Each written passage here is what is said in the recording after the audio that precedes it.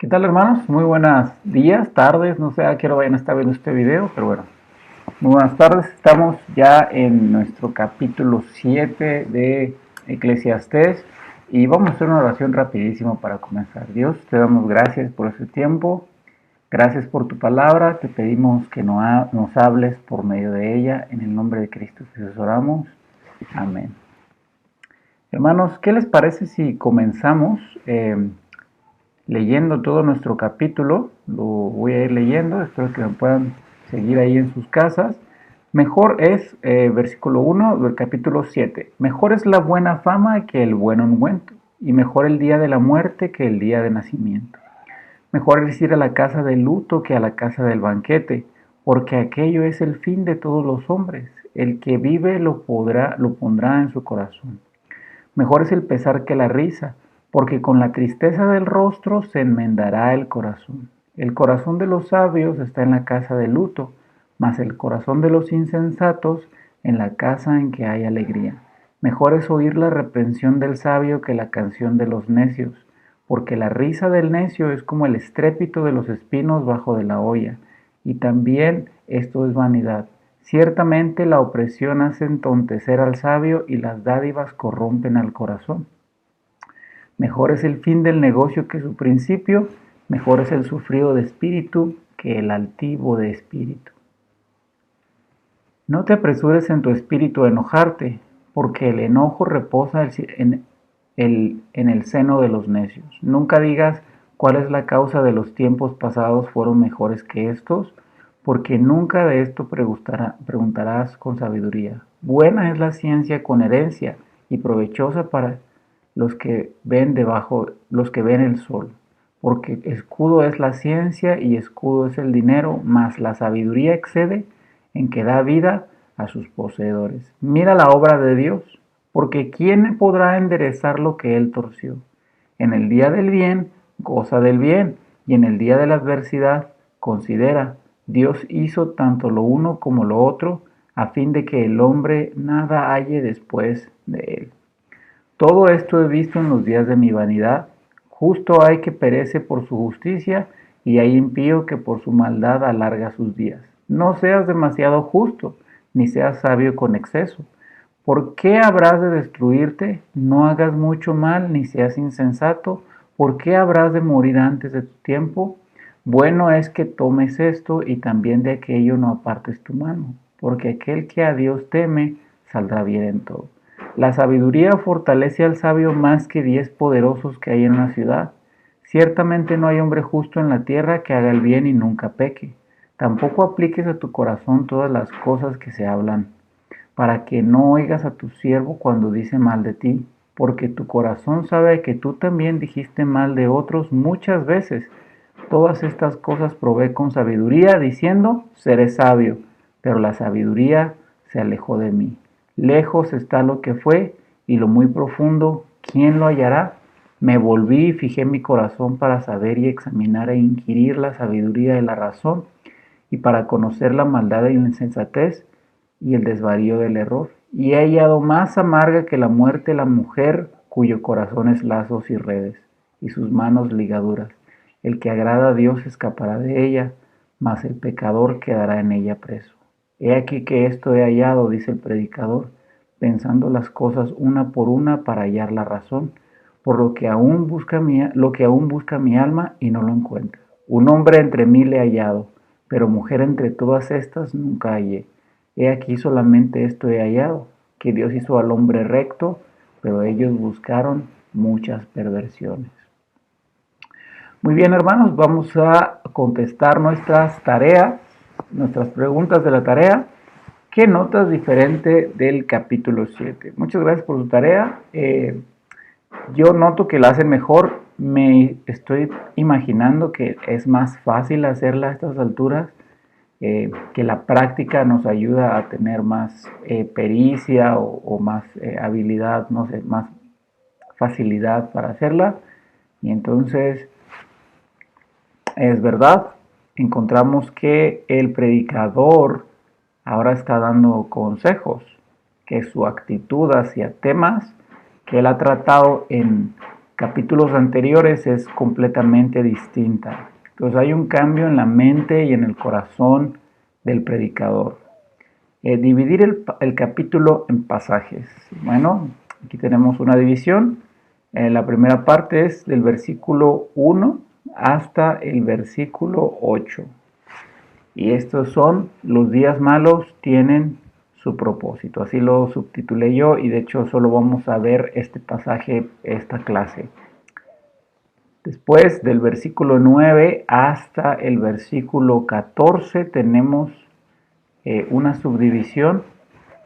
Sigue la misma idea de este día malo, de la aflicción.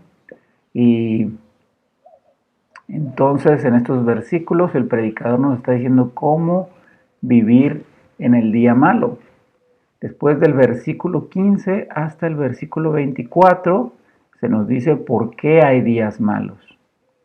Y hermanos, finalmente tenemos el versículo 25 hasta el 28, que es una especie de paréntesis, porque entonces cambia abruptamente de tema y empieza a hablar acerca del hombre y de la mujer perversa. Y bueno, solo vamos a hablar de los primeros 8 versículos. Pregunta número 3 de la tarea: ¿cuál es el tema tratado en el capítulo? Vamos, los días malos y su propósito, ¿sí? Ahí. Y bueno, la número 4 ya es una tarea de hacer preguntas y contestarlas, y yo las estoy revisando por ahí en su tarea. Bueno, vamos a comenzar solamente los primeros 8 versículos de nuestro capítulo 7. Comenzamos leyendo el versículo 1 nuevamente. Mejor es la buena fama que el buen ungüento, y mejor el día de la muerte que el día de nacimiento. ¿Qué nos quiere decir esto con esto el predicador? Hermanos, en primer lugar, la primera idea de que mejor es la buena fama que el buen ungüento está haciendo una distinción entre lo espiritual y lo material. ¿En qué sentido? Mejor es la buena fama, hace referencia a que, o en otras versiones dice mejor es el buen nombre, lo podemos entender como la buena conciencia, mejor es la integridad, mejor tener una buena reputación y un buen testimonio que tener un buen ungüento, que tener un buen perfume. Y en el sentido general, mejor es tener buenas cosas espiritualmente hablando que tener bienes materiales. Entonces es mejor el bien espiritual que el bien material. ¿Y por qué? Bueno, la respuesta está en la segunda parte del versículo 1. Mejor es el día de la muerte que el día de nacimiento. Porque todo lo material, por más bueno, caro, excéntrico, único, especial que pueda ser, se acaba con la muerte. Pero lo espiritual, hermanos, trasciende la muerte, va más allá de la muerte. De hecho, aquel que tiene una vida íntegra en Cristo, eso no se acaba con la muerte. Al contrario, la muerte es un paso que se da para llegar a disfrutar de manera más plena lo que se tiene en Cristo. Entonces la integridad, la búsqueda de la justicia lleva pues a Cristo, y Cristo nos lleva a la vida eterna. Por lo tanto, la buena fama es mejor que el buen ungüento. Mejor es lo espiritual que lo material. Hermanos, y también es muy interesante que dice, mejor es el día de la muerte que el día del nacimiento. ¿Te acuerdas cómo el predicador se ha expresado acerca de la muerte y como el desánimo y la decepción que le ha causado la muerte? Varias veces leímos versículos como que pues no tiene sentido que trabajes, que seas sabio, si al final tanto el sabio como el necio tienen el mismo destino. La muerte llega y se acabó todo. Entonces eso es que todo es vanidad y todo es aflicción de espíritu. Pero ahora, en este versículo, en este capítulo 7, él está diciendo mejor es la muerte que el día de nacimiento. ¿Por qué? Bueno, porque Dios está transformando su corazón. Vimos en el capítulo 5 cómo él empieza a hablar acerca de esta religión de los necios que se acercan con muchas palabras a Dios. Entonces él reconoce su propio pecado y entonces su perspectiva, su corazón acerca de la vida empieza a cambiar. Y esta es probablemente la declaración más drástica acerca de ello, porque en los primeros capítulos la muerte es causa de angustia y de afán, pero ahora le está diciendo mejor es la muerte que el día de nacimiento. ¿Por qué, hermanos? Porque para los justos la muerte es el fin del tormento, pero para los impíos, para los pecadores que mueren sin Cristo, la muerte es el comienzo de pues la muerte eterna en el infierno. Pero no solo lo dice en ese sentido, también lo dice en el sentido de que cuando nacemos, pues comenzamos una vida pues, de dificultades, de afanes, de todo lo que él ha mencionado en los capítulos anteriores. Y cuando se acaba esta vida, cuando llega la muerte, entonces esos afanes se acaban. Pero obviamente esa esperanza solo se puede tener si estás en Cristo. Versículo 2. Mejor es ir a la casa de luto que a la casa del banquete, porque aquello es el fin de todos los hombres, y el que vive lo pondrá en su corazón. Entonces, si te das cuenta, esos primeros 8 versículos va a estar constantemente diciendo esa frase, mejor es esto que aquello. Y siempre va a estar diciendo en los versículos que mejor es lo que causa llanto o aflicción que lo que causa gozo y alegría. Hermanos, el predicador no se convirtió en una seta, ¿sí? Una seta, el ascetismo, en el cristianismo surgió por ahí del siglo IV y se les conocía como los padres del desierto. No sé si has escuchado el nombre de San Francisco de Asís. Y bueno, hubo personas que, estamos hablando del siglo IV, y en ese tiempo también el cristianismo se hizo la religión oficial de Roma. Por lo tanto, los cristianos dejaron de ser perseguidos. El cristianismo, en cierto sentido, en el sentido social, por así decirlo, comenzó a ser fácil. Ser cristiano ya no era una pena de muerte segura, porque el emperador se había hecho cristiano. Y entonces estos cristianos se empezaron a alejar, dejaron Roma o las partes del Imperio Romano y se fueron al desierto a vivir solos y pues obviamente llevaban una vida de extremo rigor y pues autoflagelación. Entonces ellos decían que si tú sufres, si tú estás apartado de todo, entonces tú puedes llegar a ser más santo y Dios se agrada más de tu vida, ¿no? Esto no es lo que está diciendo el predicador. Él no está promoviendo el ascetismo. Quizá ya no hay personas que hacen esto, que se van de ermitaños allá como monjes a vivir en una montaña para conocer más íntimamente a Dios. Pero sí hay como versiones modernas del ascetismo, ¿sí? Cuando las personas quieren vivir una vida en extrema austeridad, ¿no? Que dicen, no, yo no puedo tener carro porque eso es un lujo y es terrenal, o no puedo tener luz en mi casa, o nada más voy a tener un trabajo de medio tiempo, o no voy a comprarle a mis hijos tenis nuevos porque eso es vanidad.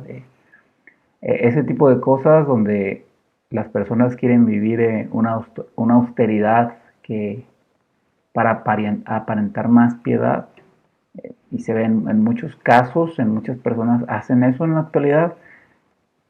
Eso no es lo que está diciendo el predicador. El predicador nos está diciendo Hay días malos y hay días buenos. Y de hecho él dice, el día de la alegría, disfrútalo. Pero cuando venga el día malo, considera. Entonces Dios nos da días buenos y días malos.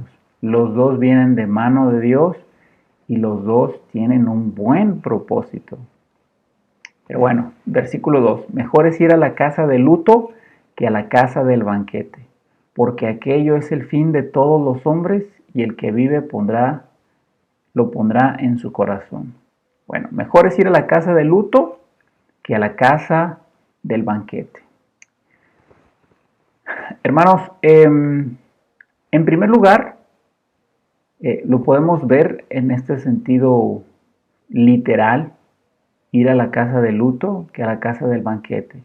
¿Cuál es la diferencia entre las dos? Bueno, obviamente en la casa de luto es donde está una persona o varias personas profundamente afligidas por la muerte o muertes de seres queridos. En la casa del banquete pues hay fiesta, hay embriaguez, hay diversión y toda clase de placeres. Cuando una persona hacía un banquete, era una persona pudiente. Los banquetes no eran nada más una comida ya, podían durar días enteros. Y si tú lees, por ejemplo, Esther, te puedes dar cuenta de cuánto tiempo duraban los banquetes. Y entonces un banquete sí era para celebrar algo, pero también era una buena oportunidad para que el anfitrión del banquete mostrara su capacidad, su riqueza y todas sus posesiones. Y obviamente eran oportunidades para dar rienda suelta a los placeres. Entonces, por un lado dice, mejor es la casa de luto que la casa del banquete. Si nosotros decimos esto es mentira, o sea, ¿cómo va? No es cierto, mejor es no tener que ir a llorar a un muertito, mejor es decir, celebrar algo, tener cosas por qué celebrar. Y es paradójico, hermanos, porque si tú vas a la casa del banquete, al de la persona rica que lo está ofreciendo, tú vas a su casa y te das cuenta que tiene más dinero que tú, tiene mejores bienes que tú, tiene todo tipo de cosas codiciables que tú no tienes. Entonces disfrutas del banquete, pero después regresas a tu casa con envidias, sin tener la oportunidad de disfrutar lo que sí tienes por pensar en que el otro tiene mejor que tú. Pero si tú vas a la casa de luto, tú no vas a regresar con envidias de esa casa.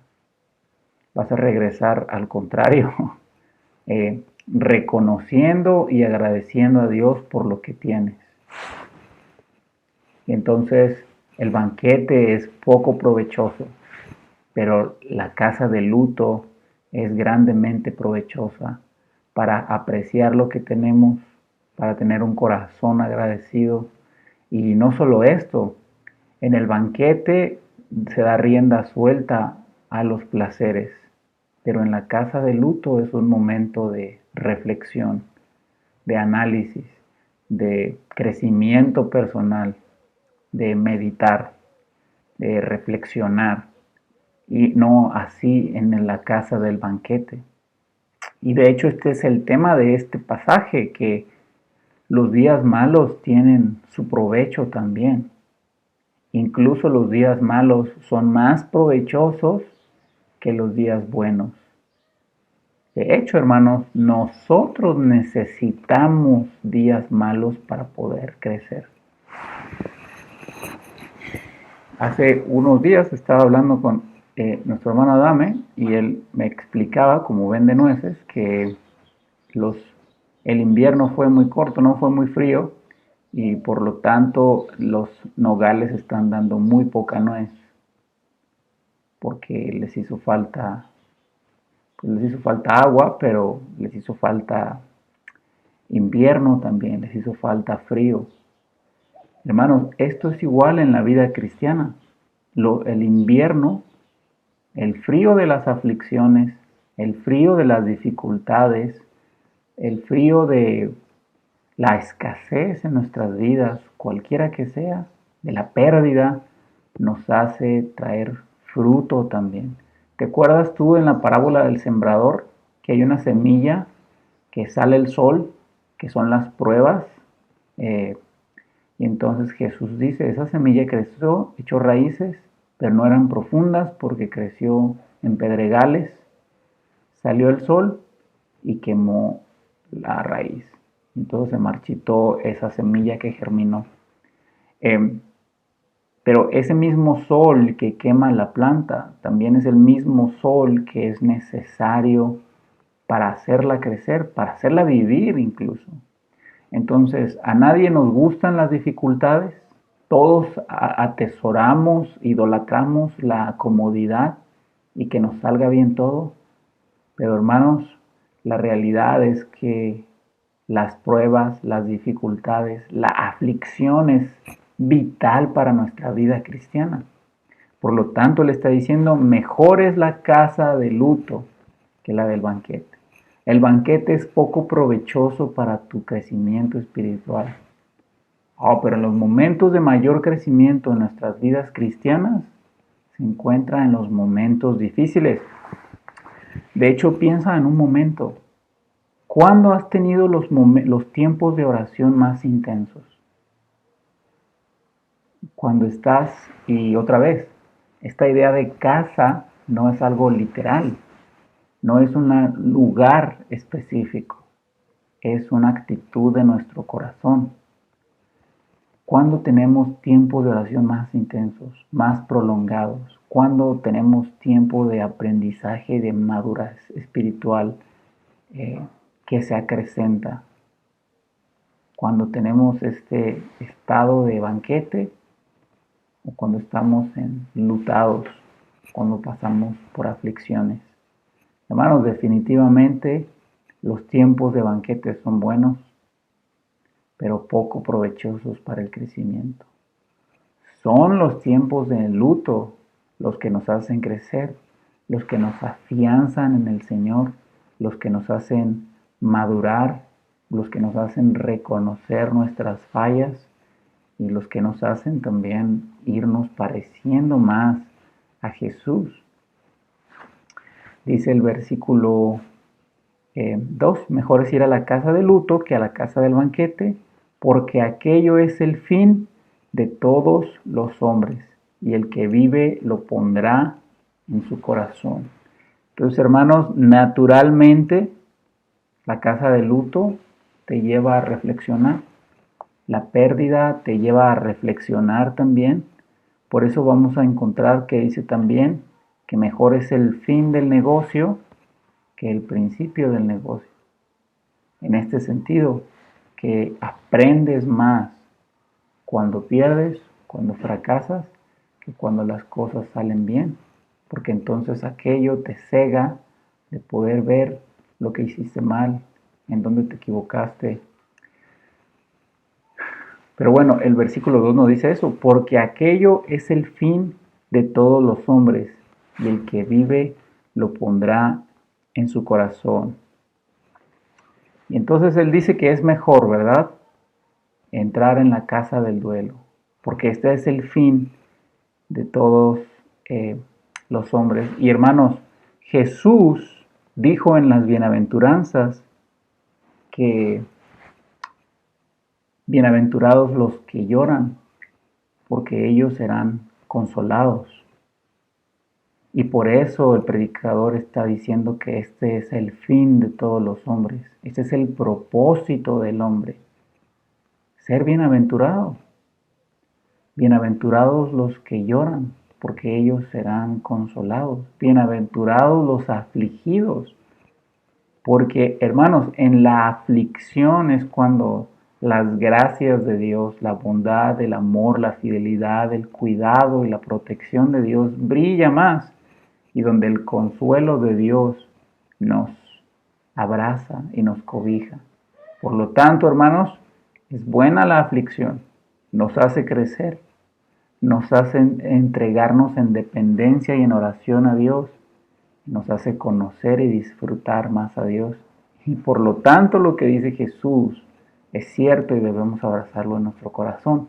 Bienaventurados los que están en la casa de luto, porque ellos serán consolados. Hermanos, en donde hay duelo, no hay superficialidad moral. Acuérdate, no está hablando él de un lugar, está hablando de una condición. Aquel corazón que está enlutado, que está entristecido, hermanos, es propenso al arrepentimiento, al crecimiento, a la dependencia, a la reflexión. Pero aquel que está en el banquete no se detiene a pensar, sino vive según los placeres de esta vida. También, hermanos, debemos saber o reflexionar en que hay personas que esperan de la vida un banquete continuo. Hay días buenos y hay días malos. Pero hay personas que esperan siempre días buenos y eso no puede pasar. Algunas personas llevan más días buenos que malos. Hay algunos que tienen más días malos que buenos. Pero cada vida tiene las dos partes. Hermanos, y los días de luto son importantes para nuestras vidas. Saber que los días malos vienen de mano del Señor nos ayuda a aprender a sufrir la aflicción. ¿Sabes? Nosotros no fuimos diseñados para sufrir. El sufrimiento es una consecuencia del pecado y por lo tanto no sabemos sufrir. A veces aquella situación que nos hace sufrir nos causa cierto grado de dolor, pero después nuestra manera de reaccionar hacia aquello que nos lastima nos hace sufrir todavía más. En otras palabras, por ejemplo, hay un remedio que si te quemas una mano o la piel, que te pongas pasta de dientes para detener la quemadura. Y seguramente dicen esto porque la pasta de dientes tiene menta y pues refresca, ¿no? Entonces, pero si te pones a pensar, pues la pasta de dientes es para limpiar, es una sustancia, una mezcla fuerte, irrita también. De hecho, si te la dejas mucho tiempo en la boca, pues como que sientes que quema, ¿no? Y la escupes. Entonces realmente el haberte quemado te causa dolor. Pero luego si tú intentas usar este tipo de remedios que no son buenos, pues te causas más dolor. Entonces, hay dificultades en la vida. Sí, estar en la casa de luto trae quebranto, lágrimas, dolor, pero luego todavía reaccionar mal ante el tiempo en que tenemos que vivir enlutados, pues hace más grande el dolor. Por lo tanto, hermanos, es mejor la casa de luto que la del día de banquete porque es más provechosa. Y entonces, atravesando estas situaciones, también Dios nos enseña a saber sufrir. En la segunda de los Corintios 7, en el versículo 10, Pablo dice que la tristeza, según Dios, produce arrepentimiento, pero la tristeza, según el mundo, produce muerte. Hermanos, fíjate, de hecho aquí se ven los dos contrastes, porque el predicador estaba sumamente deprimido, estaba en este hoyo espiritual en el que había entregado su corazón a las cosas de esta tierra.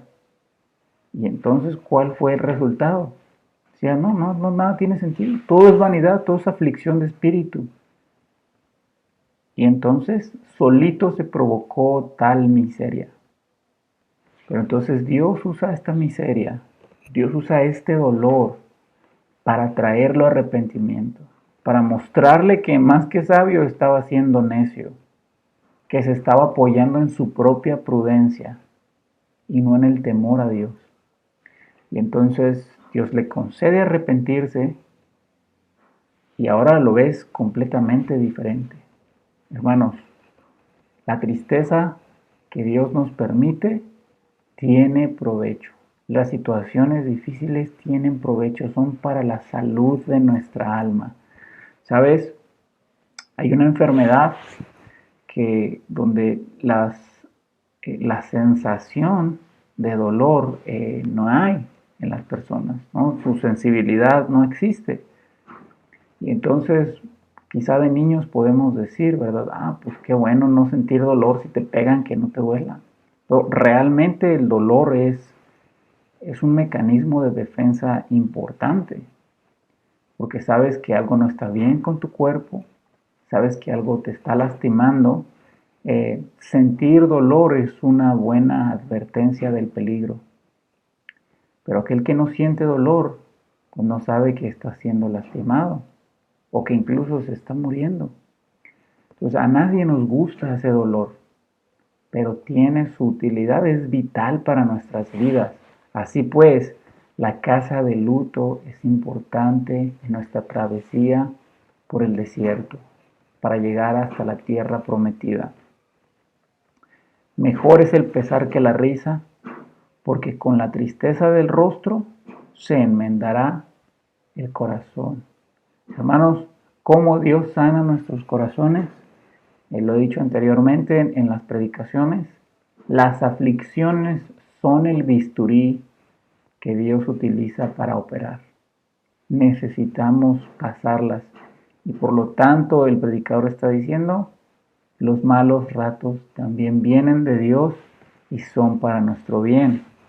El corazón de los sabios está en la casa de luto, mas el corazón de los insensatos en la casa en que hay alegría. Mejor es oír la reprensión del sabio que la canción de los necios.